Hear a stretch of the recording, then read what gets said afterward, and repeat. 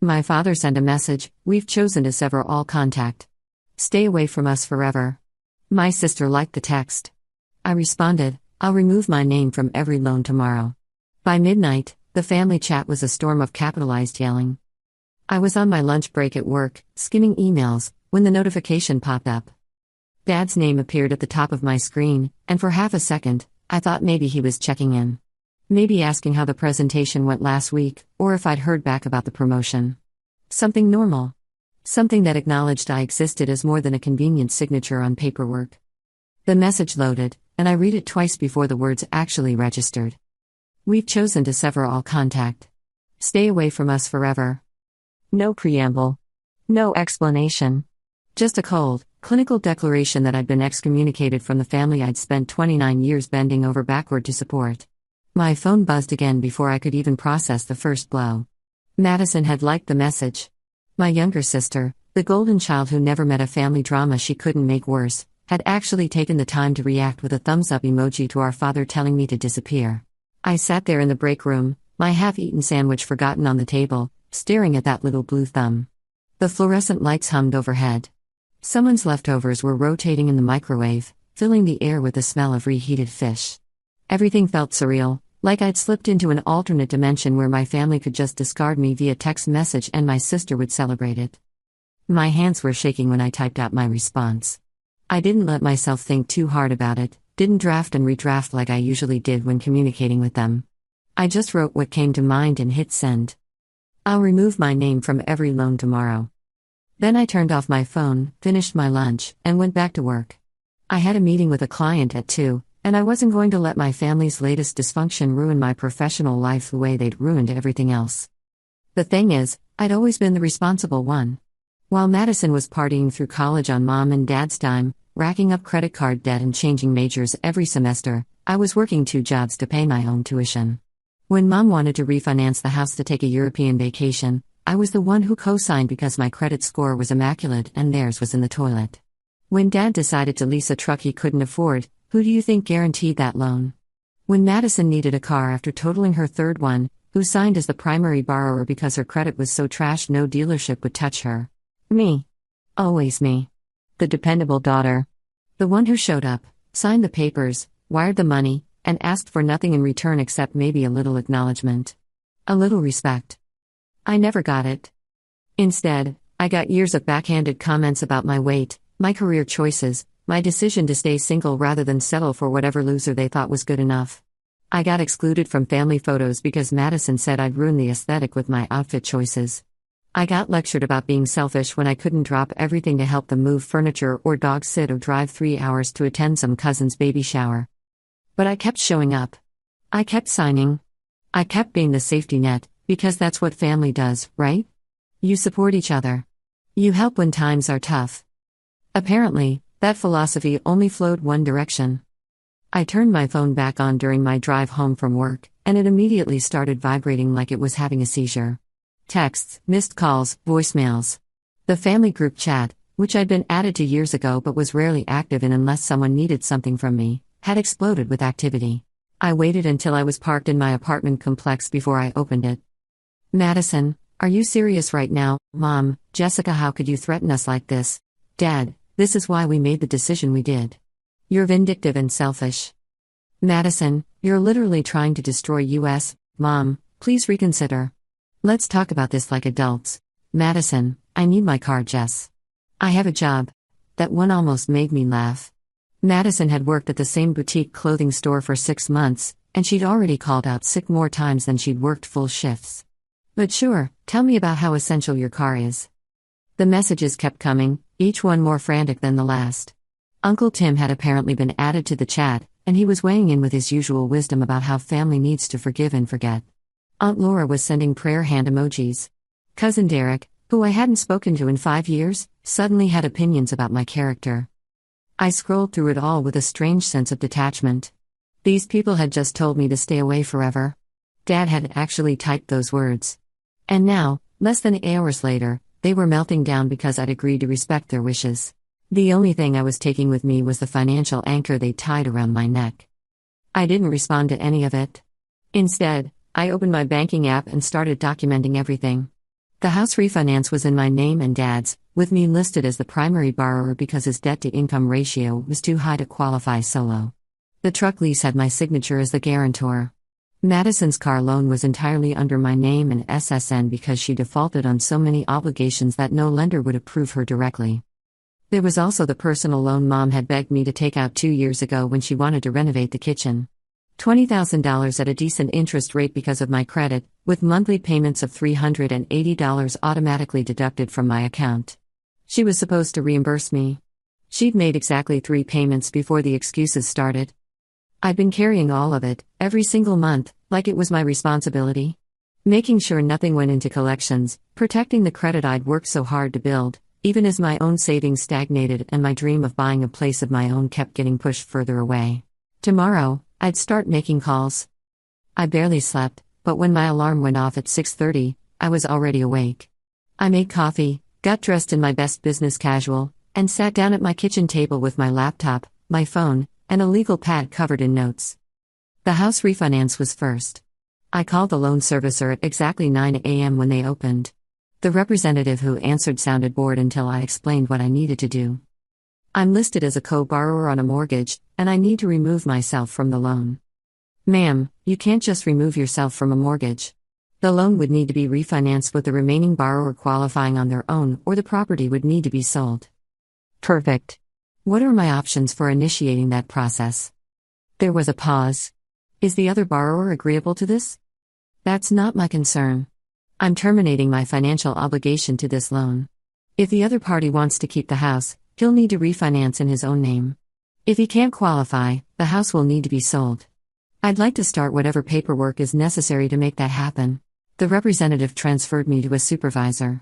The supervisor transferred me to their legal department. By the time I hung up, I had a clear understanding of the process. I could demand removal from the loan, which would trigger a refinance requirement. If Dad couldn't qualify a loan, and he definitely couldn't, the house would go into a forced sale situation. I felt nothing. No guilt, no satisfaction. Just the grim determination of someone who'd finally decided to stop setting herself on fire to keep other people warm. The truck lease was next. That one was easier. I called the dealership, explained I was the guarantor on a lease I no longer wished to guarantee, and asked about their policies for guarantor removal. The finance manager wasn't happy about it, but he explained that if the primary lessee couldn't secure an alternative guarantor or refinance the lease, the vehicle would be subject to repossession. You'll want to give written notice, he said, his tone clipped. Certified mail.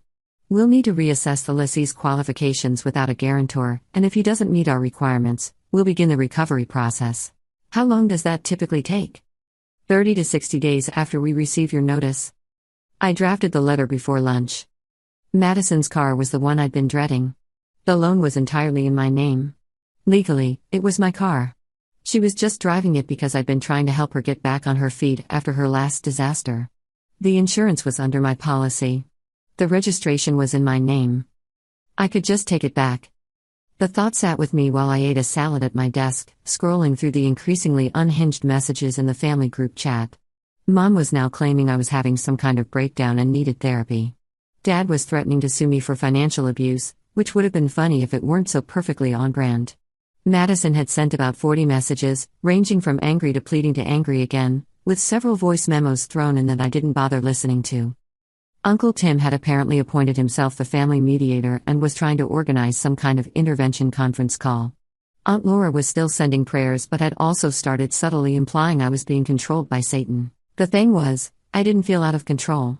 For the first time in years, I felt like I was thinking clearly. I called a friend from college who'd gone to law school and now practiced family law in a different state. We'd stayed close, mostly through occasional text messages and annual birthday calls, but she'd always been someone I could trust.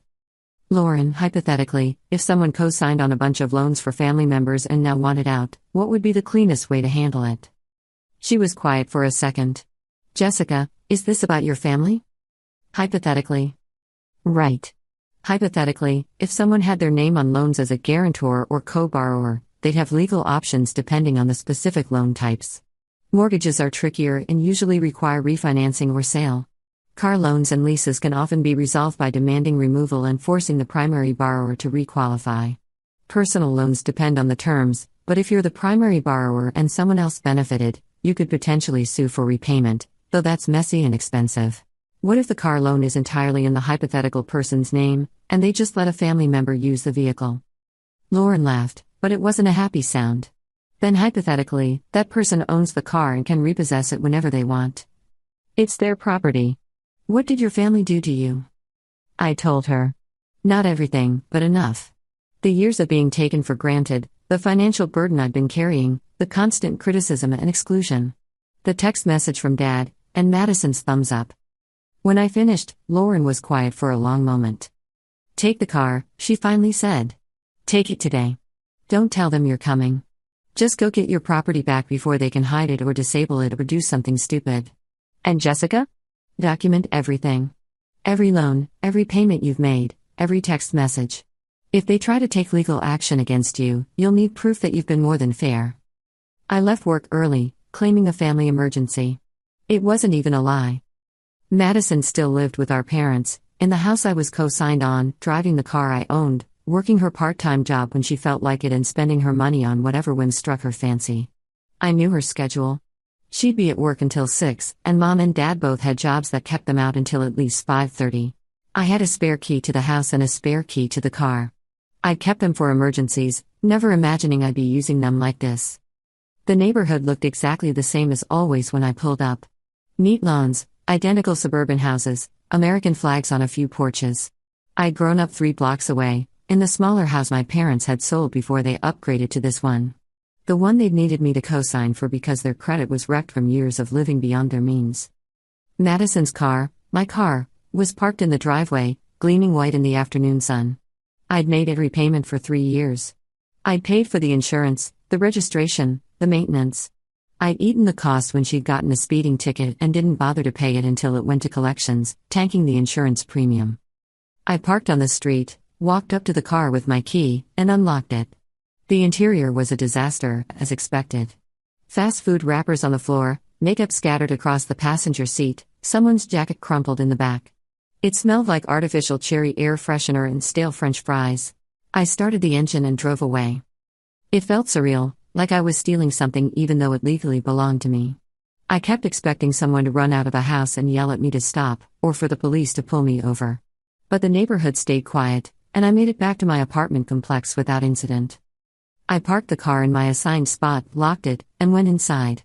Then I sent a single message to the family group chat. I've recovered my vehicle. Madison can arrange alternative transportation. I didn't wait for the responses. I silenced the chat and got ready for my evening workout class. The fallout was nuclear.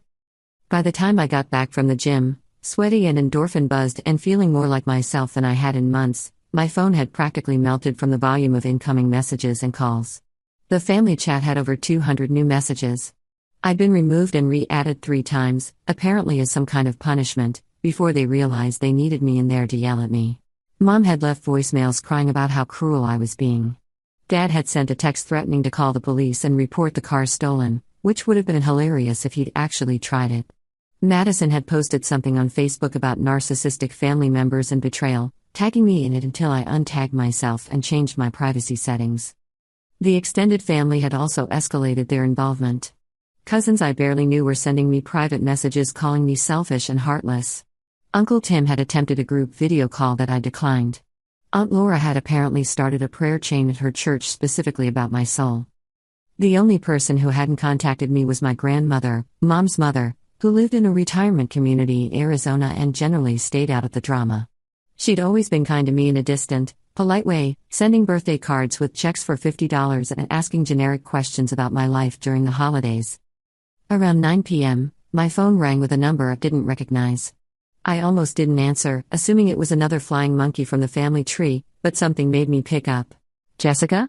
The voice was elderly but firm. Grandma Ruth. Hi, Grandma. Your mother called me this afternoon, extremely upset. She said you've stolen your sister's car and are trying to force them out of their home. I told her that didn't sound like something you'd do without a good reason, so I thought I'd hear your side before I form an opinion. I almost cried. In a day full of people assuming the worst about me, having someone actually ask for my perspective felt like a lifeline. I explained everything. The loans, the years of being the financial safety net, the constant criticism, the exclusion from family events, the text from Dad, Madison's reaction. The decision to finally extract myself from obligations I should never have taken on in the first place. Grandma Ruth listened without interrupting. When I finished, she was quiet for a few seconds.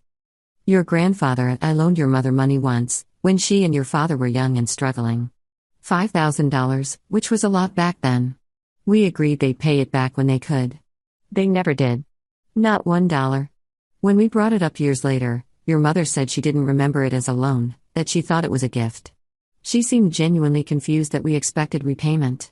She sighed, and I could hear her shifting in her chair, the phone rustling against fabric. Some people go through life assuming the world owes them support without reciprocation. Your mother is one of those people. She raised Madison to be the same way. I'm sorry they've treated you like an ATM instead of a daughter.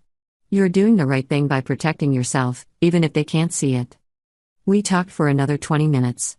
She told me stories about my grandfather, who'd passed when I was 12, and his insistence on financial independence and integrity. She asked about my job, my apartment, my life outside of the family chaos. She listened like my answers mattered. Before we hung up, she said, I'm updating my will next week. I'd been planning to split my estate between your mother and her brother, but I think I'll make some adjustments. You deserve to benefit from family support, even if it comes after I'm gone. I tried to argue, but she shut me down gently. Jessica, let an old woman do what she wants with her own money. It'll give me peace. After that call, the family's hysteria felt more manageable. Like I had at least one person in my corner who understood. The next 2 weeks were a masterclass in boundary enforcement. I blocked Madison's number after she sent me a string of messages that crossed from angry into genuinely unhinged. Mom got filtered so her calls went straight to voicemail, though I did listen to them occasionally, morbidly curious about the escalating manipulation tactics. Dad tried to have his lawyer send me a threatening letter, but since I hadn't actually done anything illegal, it was mostly bluster. The house refinance process moved forward. Dad applied to refinance the mortgage in his name alone and was, unsurprisingly, denied. The loan servicer began proceedings for a forced sale. I contacted a real estate attorney to make sure my interests were protected and that I'd receive my portion of any equity once the house sold. The truck lease was easier. The dealership sent Dad a letter demanding he either provide a new guarantor or return the vehicle.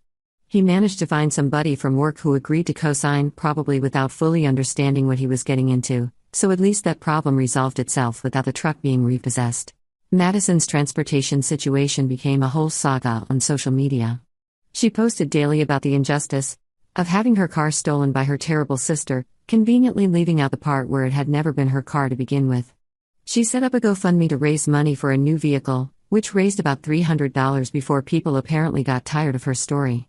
Eventually, Mom and Dad bought her some ancient Honda Civic from Craigslist, which she immediately complained about online because it wasn't new and didn't have the features she wanted. I watched all of this from a distance, my social media accounts locked down tight, feeling nothing but a vague sense of relief that I wasn't part of the circus anymore. Work became my sanctuary. I threw myself into projects, volunteered for extra responsibilities, stayed late to help colleagues who were swamped. My boss noticed and mentioned it during a one-on-one meeting. You've really stepped up lately, Jessica. The client presentation last week was exceptional, and I've heard great things about how you're mentoring the new hires. Thanks. I've just had some extra energy to redirect recently. She smiled knowingly. Sometimes cutting dead weight from our personal lives frees us up to thrive professionally. Keep it up. We're talking about promotions in the next few months, and your name is definitely on the list. I left that meeting feeling lighter than I had in years. 3 months later, I got the promotion, a title bump to senior account manager and a 15% raise. The extra money went straight into my savings account, building towards something that was actually mine. The house sold after 3 months on the market. It was a decent property in a good school district, so it moved relatively quickly despite the forced sale circumstances. After the mortgage was paid off and the realtor's commission taken out, there was about $40,000 in equity. My attorney made sure I received my portion, which came to $20,000 once everything was divided appropriately. Since I'd been making the majority of the mortgage payments for years while Dad contributed minimally, my lawyer had documented everything to justify the 50-50 split of the remaining equity. Dad sent me a text calling me a vulture for taking their money. I didn't respond, just forwarded the message to my attorney in case we needed it later. What surprised me most during those months wasn't the anger from my family. I'd expected that. What caught me off guard were the people who crawled out of the woodwork to share their own stories. My dental hygienist, during a routine cleaning, mentioned she'd overheard me on the phone in the waiting room weeks earlier and had been thinking about her own situation with her brother ever since. A guy from my gym, someone I'd exchanged maybe 10 words with total, approached me one day and said his girlfriend had been supporting her entire family for years and it was destroying their relationship. People saw what I was doing and recognized their own trapped situations reflected back at them. One woman from my book club, Patricia, invited me to coffee specifically to talk about it. She was in her late 40s, well-dressed, successful by any external measure. We'd never been particularly close, just friendly acquaintances who showed up to discuss the same novels once a month. My son is 32, she told me, stirring sugar into her cappuccino. He's lived with me for 8 years. Rent-free. He works sporadically, spends his money on gaming equipment and eating out, and every time I suggest he contribute to household expenses or start looking for his own place, he tells me I'm being unsupportive. That real mothers don't charge their children rent. She looked exhausted just talking about it. Last week, he asked me to co-sign on a car loan because his credit is non-existent. Something in me just broke. I thought about you, about what you did, and I told him no. Just no. No explanation, no justification. He hasn't spoken to me since. He's living in my house, eating my food, using my utilities, and giving me the silent treatment like I'm the one being unreasonable. What are you going to do? I asked. I'm giving him 60 days notice to move out. I looked up the tenant laws, and even though he doesn't pay rent, I have to formally evict him. Can you imagine? Having to legally evict your own child because he refuses to be an adult? We sat there for a while, two women who'd spent years being taken advantage of by family members who viewed love as a transaction that only went one way. Does it get easier? She asked. The guilt? I thought about it. The guilt gets quieter. It doesn't disappear completely, because we were raised to believe that saying no to family makes us bad people. But it becomes background noise instead of a screaming alarm. You start to realize that real love doesn't require you to destroy yourself. She nodded slowly, then raised her coffee cup. To being bad daughters and worse mothers, apparently. I clinked my cup against hers. To having boundaries. The personal loan from Mom's kitchen renovation haunted me for weeks after I'd dealt with the other obligations. $20,000 that I'd borrowed in my name for her project, with her promise to reimburse me. I'd been making payments for 2 years, and she'd contributed maybe $1,200 total. I'd paid over $9,000 of my own money into her kitchen. My attorney suggested I could sue for repayment, but the cost of litigation would eat up a significant portion of what I'd recover, and the emotional toll wasn't worth it. Instead, I made a calculated decision. I stopped making payments. My credit score took a hit. It dropped about 60 points over the course of 8 months as the missed payments stacked up, the account went delinquent, got charged off, and eventually sold to a collections agency. It hurt to watch, like seeing something I'd carefully built get deliberately damaged. But here's the thing, that loan was going to follow me for years either way. At least this way, I wasn't hemorrhaging $380 a month into a black hole. The collections agency contacted me about 6 months after I'd stopped paying. By that point, the remaining balance with fees and interest had ballooned to around $13,000. I negotiated a settlement for $5,000, paid it in one lump sum using part of the money from the house sale, and got the agreement in writing that the debt would be marked as settled and removed from my credit report within 90 days. The math worked in my favor, finally. I'd paid about $9,000 over 2 years, plus $5,000 to settle. $14,000 total on a $20,000 loan that had never been mine to begin with. Mom got a $6,000 discount on her kitchen renovation, courtesy of my willingness to torch my credit score temporarily. Mom never said a word about the missed payments, which told me everything I needed to know. She hadn't been monitoring it, hadn't cared enough to check if I was still carrying her burden. The loan had stopped being real to her the moment she'd gotten the renovated kitchen she wanted. I kept the settlement letter in my filing cabinet. A reminder that sometimes you have to break something to fix it. Around the same time, Madison's social media presence became increasingly unhinged. She'd moved from complaining about me specifically to posting vague rants about toxic people and fake family members and narcissists who abandon you when you need them most. She discovered psychology terminology and was wielding it like a weapon, diagnosing everyone who'd ever disagreed with her with various personality disorders. She posted a long Facebook note titled My Truth that detailed her version of events. In her story, I was a jealous, controlling older sister who'd always resented her for being prettier and more popular. The loans I'd co-signed were reframed as gifts I'd offered voluntarily and was now vindictively taking back. The car I'd repossessed was described as something she'd been making payments on, which was fiction so bold it almost impressed me. The comments section was a mix of supportive friends who didn't know any better and a few brave souls who pointed out inconsistencies in her narrative. One former co-worker of hers wrote, "But didn't you tell me your sister paid for everything and you were just borrowing the car?" Madison deleted the comment within minutes and blocked the person. I watched all of this from my lockdown profile, feeling a strange mix of pity and vindication. She was so desperate to be the victim that she'd constructed an elaborate alternate reality where nothing was her fault and everyone else was the problem. My therapist had warned me about this. People who've never been held accountable will do anything to avoid starting now. They'll rewrite history, recruit allies, create chaos. Don't engage with it. Let her have her version of events, and you keep living in reality. So I did. I let Madison perform her victimhood for an audience of people who'd eventually get tired of the show. I focused on my actual life, the one I was building in the real world, with real consequences and real accomplishments. Mom and Dad downsized to a small rental across town. Madison moved with them, naturally. I heard through the grapevine that they blamed me for their reduced circumstances at every opportunity, telling anyone who'd listen about their cruel daughter who'd destroyed the family. Some people believed them. A few acquaintances from high school unfriended me on social media. A couple of distant relatives sent me messages about the importance of forgiveness and honoring thy parents. But I also heard from people I didn't expect. My old roommate from college reached out after hearing some version of the story, and when I told her the truth, she admitted she'd always thought my family treated me poorly but hadn't felt like it was her place to say anything. A former co-worker who'd moved out of state sent me a message saying her family had used her the same way, and that cutting them off financially had been the best decision she'd ever made. Lauren, my lawyer friend, called me every couple of weeks just to check in and celebrate what she called my emancipation.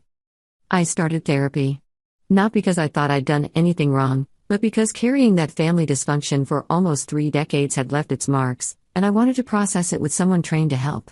My therapist was a no-nonsense woman in her 60s who validated my choices in the first session and spent the subsequent ones helping me work through the complicated grief of losing a family that had never really valued me anyway. "You're mourning the family you deserve to have," she told me during one session. "The parents who should have been proud of you and supported you, the sister who should have been your friend. It's okay to grieve that loss, even while you recognize that the reality never matched the ideal." 6 months after Dad's text message, I was sitting in my favorite coffee shop on a Saturday morning, reading a book and enjoying a latte, when someone approached my table. "Jessica?" I looked up. It took me a second to place him, but then I remembered. Tyler, Madison's ex-boyfriend from a few years back. He'd seemed like a decent guy, and I'd actually liked him during the brief time he'd been around, but Madison had dumped him for someone with a better car. "Tyler, hi. How are you?" "Good. Do you mind if I sit for a second?" I gestured to the empty chair across from me, curious. He sat down, looking a little uncomfortable. "I heard about what happened with your family."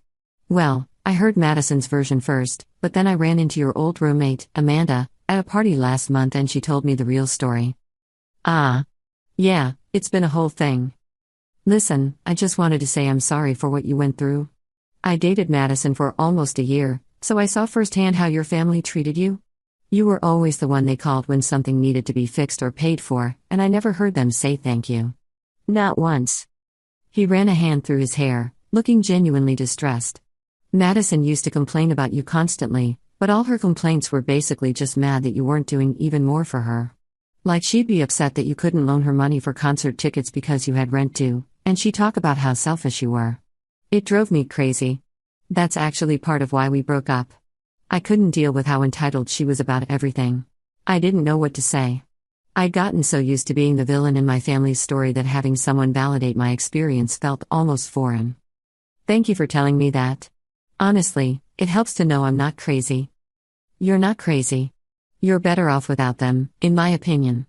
Madison's still living with your parents, still working part-time, still posting dramatic stuff online about how everyone's wronged her. You're out here living your own life. You won." After he left, I sat there for a while, thinking about what he'd said. I hadn't felt like a winner. I'd felt like someone who'd survived a disaster and was still picking up the pieces. But maybe that was another way of looking at the same thing. Maybe extracting yourself from a toxic situation and building something better wasn't about winning or losing. It was just about choosing yourself for once. I called the real estate agent I'd been talking to about buying my own place. With the equity from the house sale, the settlement savings from the personal loan, and my improved financial situation now that I wasn't carrying everyone else's debt, I actually qualified for a mortgage. A small one, but enough for a starter condo in a neighborhood I liked. Let's do it, I told her. I'm ready to start looking. A year after Dad's message, I closed on a one-bedroom condo with a balcony overlooking a park. It wasn't huge, but it was mine. My name on the deed, my mortgage payment, my space to decorate however I wanted. I invited Amanda and Lauren over for a housewarming dinner. We ate takeout on my new couch and drank wine from mugs because I hadn't unpacked my wine glasses yet. They toasted to my new beginning, and I felt something I hadn't felt in a long time around family gatherings, genuine happiness. To Jessica, Lauren said, raising her mug. For having the courage to save herself. The family chat still existed somewhere in my blocked messages folder. I assumed they were still active in there, still complaining about me, still rewriting history to make themselves the victims. I didn't care enough to check. I'd started dating someone, a software engineer I'd met through a friend of a friend. Nothing serious yet, but he was kind and made me laugh and didn't expect me to solve his problems for him. We'd gone hiking the previous weekend, and he'd casually mentioned that his parents were excited to meet me eventually, that they'd heard so much about me. I'd almost cried in the middle of the trail. The idea of a family that was excited to know me, rather than excited to use me, felt revolutionary. Grandma Ruth came to visit during the holidays. She was the only family member who had my address, the only one I'd stayed in contact with. We had dinner at a nice restaurant downtown, and she gave me a check for $5,000 as a housewarming gift. Your grandfather would be proud of you, she said, squeezing my hand across the table. You've built a good life on your own terms? That's what matters. She told me about her updated will, completed a few months after our first phone call. She divided her estate so that Mom received a modest amount and I received the rest. I explained my reasoning in a letter that will be read after I'm gone. She'll understand, or she won't, but either way, you'll be taken care of. I tried to argue that she didn't need to do that, but she waved me off with the same gentle firmness she'd used during our first call. Jessica, you're allowed to benefit from someone's love. You spent too many years giving without receiving. Let someone give to you for once. Sometimes I thought about reaching out to Mom or Dad. Not to reconcile, exactly, but to see if time had given them any perspective. If they'd realized how they treated me, if they felt any regret. But then I'd remember Dad's text message. Stay away from us forever. Those words had been meant to hurt me, to punish me for some perceived slight I still didn't fully understand. Instead, they'd freed me. I'd stayed away, and in doing so, I discovered what my life could be without their constant weight dragging me down. I'd found out who I was when I wasn't constantly trying to earn love that should have been freely given. I'd learned that family was supposed to be a support system, not a financial burden masked as obligation. My coworkers became my chosen family. The friends who'd stuck by me through the drama became my inner circle. The life I'd built, piece by piece, became my foundation. And if my biological family wanted to paint me as the villain in their story, to tell anyone who'd listen about the terrible daughter who abandoned them in their time of need, that was fine. I knew the truth. The people who mattered knew the truth. I'd removed my name from their loans, and in doing so, I'd removed their claim on my life.